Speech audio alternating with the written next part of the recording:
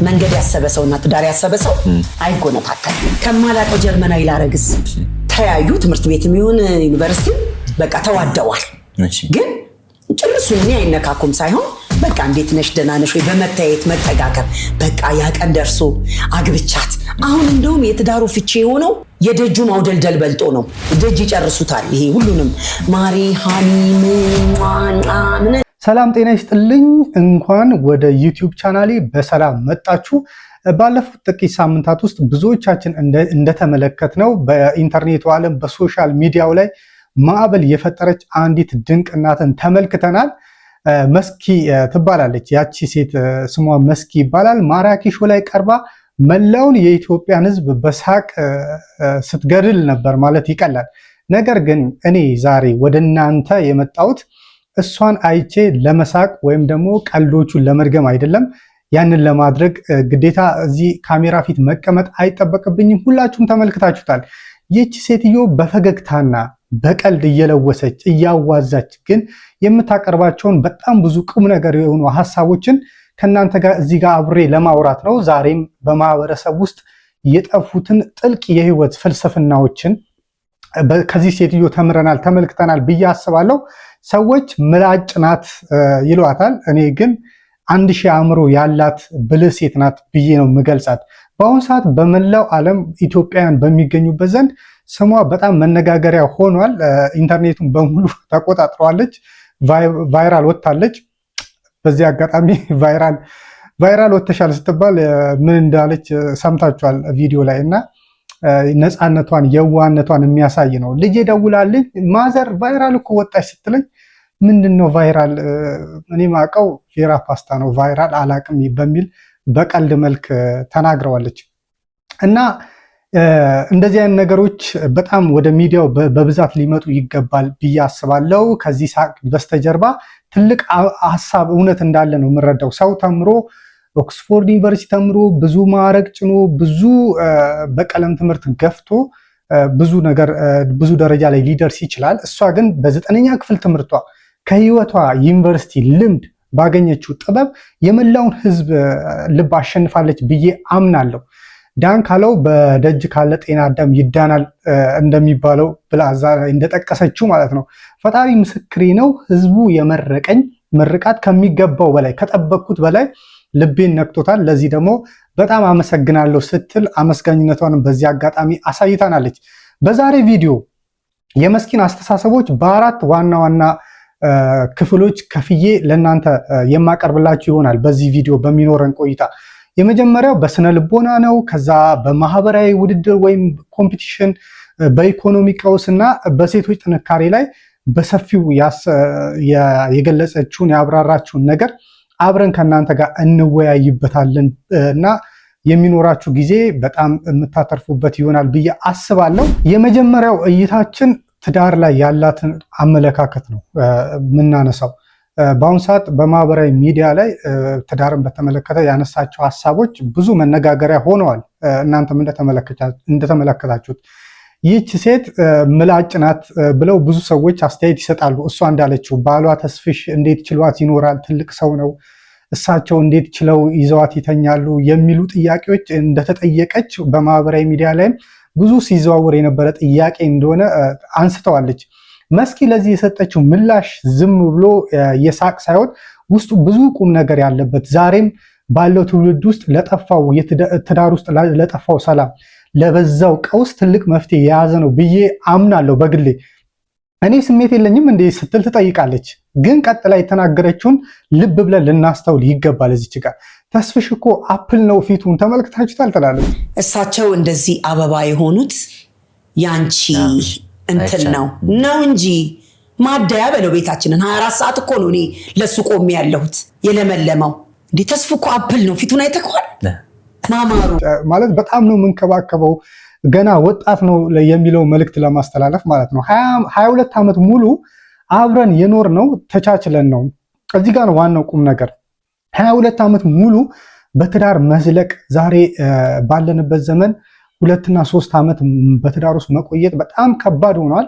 ብዙ ትዳሮች እርሊ ነው እየፈረሱ የሚገኙት እና እንደዚህ አይነት ጊዜ በእንደዚህ አይነት ጊዜ ውስጥ 22 ዓመት ትዳር በጣም ከባድ ነው።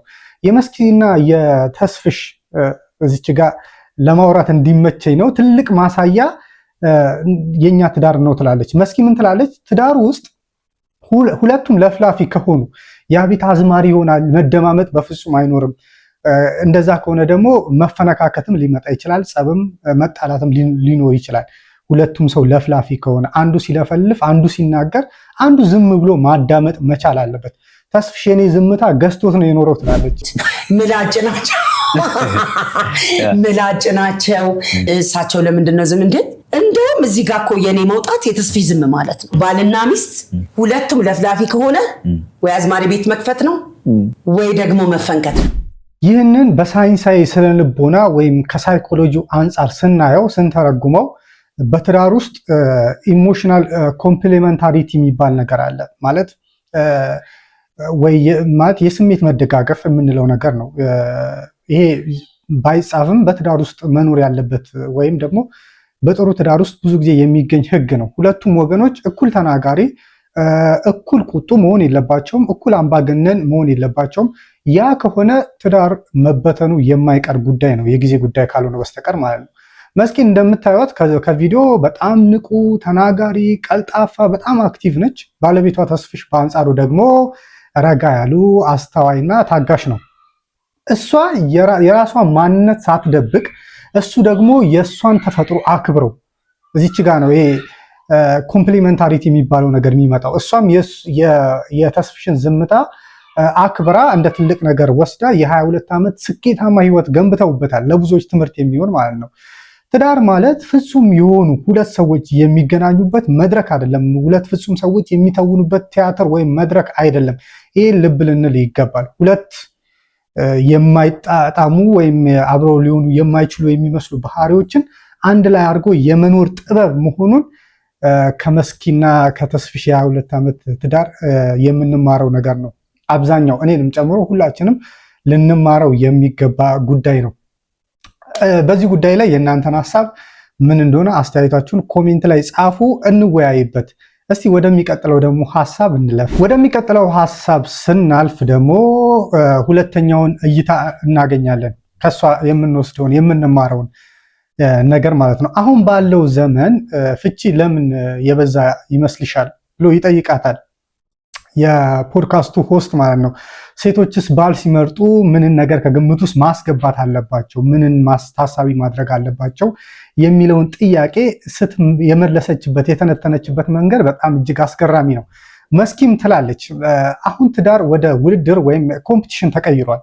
አሁን ሁላችንም እንደምንመለከተው የገሊት ቤት እንዲህ ነው፣ እገሌኮ መኪና አላት፣ እንዲህ አይነት መኪና አላት እየተባለ ትዳር ዕቃ ወይም ማቴሪያል እየሆነ የመጣበት ዘመን ነው። ይህ ነው ደግሞ ኮምፒቲሽኑን በጣም ከባድና አደገኛ የሚያደርገው ነገር። ይህንን ሀሳባችሁን እንድታስተውሉት እፈልጋለሁ። ባይዘዌ ይህንን ቪዲዮ ስታዳምጡ ዛሬ ላይ ትዳር ከመንፈሳዊና ከስነ ልቦናዊ ትስስር ይልቅ ማህበራዊ ማሳያ ሶሻል ስታተስን የምናሳይበት መድረክ እየሆነ መጥቷል። ሰዎች የሚጋቡት አብሮ ለመኖር ሳይሆን ለሰዎች ለማሳየት ወይም ሾ ለማድረግ እየሆነ መጥቷል። ምክንያቱም በጣም በአደባባይ ላይ የተገለጠ ሾ የተደረገ ነገር በጣም ከባድ ነው። ሶሻል ሚዲያ ላይ የሚለጠፉ ፎቶዎች፣ ውድ የሆኑ ስጦታዎች፣ የተጋነኑ ህይወቶች የምናሳየው ቀርጸን ለሰዎች ማህበረሰቡን ሌላ የውሸት ውድድር ውስጥ ከተውታል። የማህበረሰባችንን ማይንድሴት ስነልቦና እየቀየሩት ይገኛሉ። መስኪ ደግሞ ይህንን የውሸት ኑሮ በደንብ ታውቀዋለች፣ በደንብ ጠንቅቃ ከንግግሯም እንደምንረዳው። በአሁን ዘመን ወንዶች እኛን ማለት ነው ኪሳቸው ውስጥ ብዙ ውሸቶችን ይዘው ይዞራሉ ትላለች።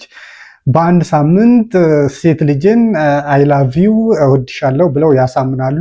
ሌላ ቦታ ደግሞ ሌላ የራሳቸው ሌላ ሃኒ አለቻቸው ብላ ትተቸናለች ወንዶችን፣ እኛ ወንዶችን። ከልምዷ ስትናገር እዚች ጋር ሆቴል ነበረኝ እኔ እዛ ባለውበት እዛ መጥተው ሴቶችን ወንዶች ሲዋሿቸው እሰማለሁ፣ ብዙ ጊዜ አንጀቴ ይናድዳል ትላለች መስኪ ያጋጠማትን ነገር ስታጋራን። እዚህ ጋር መስኪ የታዘበችው ማህበራዊ ውሸት ሶሻል ሂፖክራሲን ፍርጥርጥ አድርጋ ነው የነገረችን። በነገራችን ላይ ግልጽነቷን በጣም ነው የምወደው። ፍቅር በቃላት መጫወቻ በሆነበት ዘመን፣ ትዳር ደግሞ በቁስ መመዘኛ በሆነበት ዘመን ላይ ወጣት ሴቶች ሊያዩት የሚገባው ወይም ደግሞ ከግምት ውስጥ ሊያስገቡት የሚገባው እውነተኛ መስፈርት ስትል ያስቀመጠችው ነገር አለ። እዚህ ፖድካስት ላይ ትዳር ምን ትላለች? ትዳርን ማሰብ እና መንገድን ማሰብ አንድ ናቸው። መንገድን ያሰበ ሰው ወይም ደግሞ ወደ ትዳር እየሄደ ያለ ሰው አይጎነተልም ወይም ደግሞ አይጎነትልም። ለጥቃቅን ነገሮች ስሜቱን ተገዢ አያደርግም። ወጣት ሴቶች ደግሞ ንብረትና መኪና ላይ ብቻ ከማተኮር ይልቅ ማየት ያለባቸው ልብንና አእምሮን ነው ስትልም እዚች ጋር ሴቶቹንም ነካ ታደርጋለች። ይህ ምክር ዛሬ ላለው ወጣት ትልቅ የወርቅ ያህል የሚመዘን ምክር ነው። አንዳንዴ ከፍለን የማናገኘው ነገር ነው፣ ወይም ደግሞ ክላስ ውስጥ ገብተን በሌሰን መልክ ልንማረው የማንችለው ነገር ነው። እንዲህ በቀላሉ በሚዲያ ላይ በየቤታችን፣ በየሞባይላችን፣ በየቲቪያችን በነፃ የሚመጣልን ማለት ነው። ስለዚህ አንድን ነገር ከጨዋታ በዘለለ እንዲህ አይነት ቁም ነገሮችንም ከጀርባው ያዘሉ እንደሆነ ከዛ አንግልም ልናየው ይገባል የሚል መልእክት አለኝ። እስቲ ወደሚቀጥለው ደግሞ ሌላኛው እይታ እንለፍ። ወደ ሶስተኛው እይታችን ደግሞ ስንመጣ መስኪ ስለ ሰርግና ድግስ የተናገረችውን በጣም ወሳኝ መንፈሳዊና ማህበራዊ እይታ ነው እዚች ጋር ደግሞ የምናገኘው ማለት ነው። በአሁኑ ሰዓት በሀገራችን ያለው የኑሮ ውድነት የምናውቀው ነው። ነጭ ፀጉር እያስበቀለን ነው። በጣም ከባድ ሁኔታ ውስጥ ነው ያለው። በዚህ አጋጣሚ መንግስት ይህን ነገር በደንብ ብታይልን ልል ፈልጋለሁ። ህዝቡ ምን ልብላ ብሎ በሚጨነቅበት በዚህ ዘመን ትላለች መስኪ፣ ለሰርግ በሚሊዮን የሚቆጠር ብር ማውጣትና መደገስ ምን ያህል ጤናማ ያልሆነ ማህበራዊ ልምምድ እንደሆነ መስኪ በዚህ በአንድ ድንቅ የሆነ ምሳሌ ታስረዳናለች። እና ይህ ምሳሌ ምንድን ነው? ብዙዎቻችን ልንማርበት የሚገባ ምሳሌ ነው። ባይዘዌ እግዚአብሔር በአንድ ወቅት ነገ ቤት እመጣለሁ ብሎ ለአንድ ባለሀብት ፕሮሚስ ይገባለታል ወይም ይነግረዋል። ባለሀብቱም በጣም ደስ ብሎት፣ ባለሀብት ስለሆነ ያው በጣም ሰፊ ድግስ ሊኖር እንደሚችል፣ በጣም ብዙ ፕሮግራም ሊኖር እንደሚችል፣ በጣም ብዙ ምንጣፍ ተነጥፎ ሊጠበቅ እንደሚችል ማሰብ ትችላላችሁ። እና ጠዋት አንድ ሽማግሌ ብቅ ይላል። ወዲያው ምንድን ነው የፈለግከው ብሎ ያባረረዋል ያንን ሽማግሌ። ቀትር ላይ ደግሞ አሮጊት ይመጣሉ። ያው ድግስ ስላለ ምናምን ያዩና ለእሳቸውም በር ይዘጋባቸዋል። እንደዚህ እያሉ የተቸገሩ ሰዎች ሲመጡ ይመልሳል ያ ባለሀብት። እና በኋላ ላይ ያ ባለሀብት እግዚአብሔር መንገድ ላይ ያገኘውና ጌታዊ ተዘጋጅ ስጠብቅ ለምን ቀረ ምናምን ይለዋል ማለት ነው። እግዚአብሔርም በሰዓቱ መጥቼ ነበር፣ አንተ ግን አላስገባኝ አልክ አለው ይባላል። ይህ ታሪክ ዛሬ የኢትዮጵያ ማህበረሰብ ያለበትን ሁኔታ ግልጽ አድርጎ የሚያሳይ ነው። እኛ አሁን ያለንበትን እንደ ማህበረሰብ ያለንበትን የግብዝነት ወይም ደግሞ የሂፖክራሲ የምንለውን ነገር ቁልጭ አድርጎ የሚያሳይ ነው። ለሰው ልጅ ይሉኝ ይስሙልኝ እና ከማናንሼ በሚል ስሜት ነው ሰርግ እየተደገሰ ፕሮግራም እየተደገሰ ያለው። ለአንድ ቀን ጭብጨባ በጣም ብዙ ሚሊዮኖች ይፈሳሉ። ከሌ የ50 ሚሊዮን ብር ሰርግ ደገሰ፣ ከሌ 60 ሚሊዮን የ100 ሚሊዮን ደገሰ እየተባለ በጣም ብዙ ማህበራዊ ቀውስ ባለበት ሰብአዊነት ወይም የሂውማኒቴሪያኒዝም ነገር በጠፋበት በዚህ ዘመን እንዲህ አይነት ነገሮችን እያየን እንገኛለን። ለሰርግ የምናወጣው ብር የዛን ቀን እንደው አቅም ኖሮን እንኳን ያንን ብር የምናወጣውን ብር ለተቸገሩ ሰዎች ብናበላበት ብናጠጣበት ያን ቀን በልተው ጠግበው ረክተው በማደራቸው ብዙ ይመርቁናል፣ ብዙ ያከብሩናል፣ ብዙ ያመሰግኑናል። እናም በዚህ አጋጣሚ ሴቷም እርካታ ይኖራታል፣ ባሏም ደግሞ የሚያገባት ብዙ ሪስፔክት ይኖረዋል። እና ሰርግ ማለት የሁለት ሰዎች ፍቅር የሚታወጅበት እንጂ የሀብት ውድድር መድረክ አለመሆኑን መረዳት ያስፈልጋል። እዚህ ጋር ቆም ብለን ልናስብበት ይገባል። በዕዳ ተዘፍቆ ደግሞ ከመደገስ ያንን ብር ለተቸገሩ ወገኖች ማካፈል እውነተኛ በረከት እንደሆነ እያስተማረችን ትገኛለች የ9ኛ ክፍል ተማሪዋ መስኪ። ስለዚህ ይህን ጉዳይን በተመለከተ እንደ ማህበረሰብ ብዙ ልንማርበት፣ ብዙ ልናቅበት፣ ብዙ ሌሰን ልንወስድበት የሚገባ ነገር ነው ብዬ አምናለሁ። እስቲ ወደ አራተኛው ደግሞ ወደ አዘጋጀውላችሁ እይታ እንለፍ። እንግዲህ ሌላኛውን የመስኪን እይታ ደግሞ ስንመለከት ባህልን፣ የሰዎች ማንነትን የመረዳት ክህሎቷን ነው እዚች ጋር ያነሳችው በዚህ ፖድካስት ላይ። እግረ መንገዴን እኔም ላንሳው ብዬ ነው። እሷ ተወልዳ ያደገች በሰው ፍቅር በጣም የምትታወቀው ወንጂ ቢሆንም ግን በአጋጣሚ አዳማ የሚገኘውን ቤቷን ለአንድ ጀርመናዊ አከራይታ የነበረውን አስቂኝ ታሪክ እዚች ጋር ታነሳለች። ሁላችንም ሰምተነዋል ታሪኩን። ትንሽ ፈገግ የሚያስብል ነገር ነው። እንግሊዝኛ ባትችልም መኪና ውስጥ ትንሽ ዲክሽነሪ ይዛ ሌሊቱን ሙሉ ስትሳቀቅ ማድሯን እንግሊዝኛ ባለመቻሏ ስትናገር ብዙዎቻችንን ፈገግ አሰኝታናለች። ነገር ግን ኮሪደሩ ላይ በድንገት ተገናኝተው የጀርመን ሀገሩ ተከራይ ሲጮህባት ያሰበችው አስተሳሰብ የሰውን ልጅ ተፈጥሮ የሰውን ልጅ ስሪት ስነልቦና የሚያሳይ ሆኖ አግኝቼዋለሁ። እኔማ ከማላቀው ጀርመናዊ ያው በዛ አጋጣሚ የሆነ ነገር ሊያደርገኝ ብላ አስባ ነው ያ ጀርመናዊ ጋር ልወልድ ነው ልጅስ ጆሮ ነጭ ሊሆን ነው ብዬ አስቤ ደነገጥኩ። ያው በቅጽበት የሚፈጠር ነገር መደፈር ምንም ሊኖር ስለሚችል ማለት ነው። በኋላ ግን የፈረንጁ ሚስት ድንገት መጣ ፋሚሊ ፒክቸር ስትል ነገሩን የፍቅርና የደግነት መሆኑን ተረድታ እዚቻ ነገሮችን ያቀዘቀዘችበት ሌላ መስኪ የምታሳየን ነገር ነው እና የባህል መጋጨት ካልቸራል ክላሽ የምንለው ነገር በሚፈጠርበት ጊዜ እንኳን እንዲህ አይነት ነገሮችን በየዋህነት በደግነት ነገሮችን ማለፍ እንደሚቻል ትልቅ ትምህርት ሰጥታን ነው ያለፈችው። ከዚህም ብዙ ነገር የምንማረው ነገር ይኖራል።